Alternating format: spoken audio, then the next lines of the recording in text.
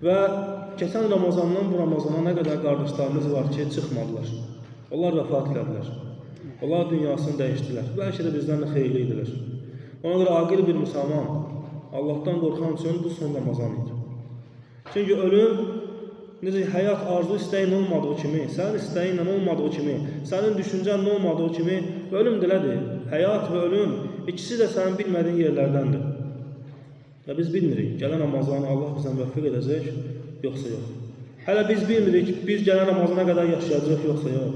Və biz bilmirik, gələn Ramazana imanla çatacaq, yoxsa yox. Axı Allah Resulü Muhammed sallallahu aleyhi ve sellem buyurdu ki, nə qədər müminlər, mümin olaraq yatacaqlar və kafir olaraq oynayacaqlar. Və nə qədər kafirlər də kafir olub yatacaqlar və mümin olaraq oynayacaqlar. Təkcə məsələ gələn Ramazana çatmaq deyil, gələn Ramazana necə çatmaqdır. Ona görə bu Ramazan bir səbəb idi, bu Ramazan bir vəsilə idi. Bu Ramazanda Allahdan qorxan, bu Ramazanda bağışlanan, inşallah gələn Ramazanda çatar, yaxşı çatar. Amma bu Ramazanı yola verən, bu ayı ildə bir dəfə olan ayı yola verən, gələn Ramazan ola bilsin yenə də naqiz olsun. Amma Allah duaları qəbul edəndir.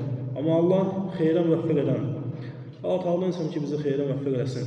Bizi əfv eləsin, bizi, ailəmizi əfv eləsin. Bizi ən əzəmətli kəlmə olan La ilahə illallah Muhammed Rasulullah kəlməsinin üzərində yaşasın.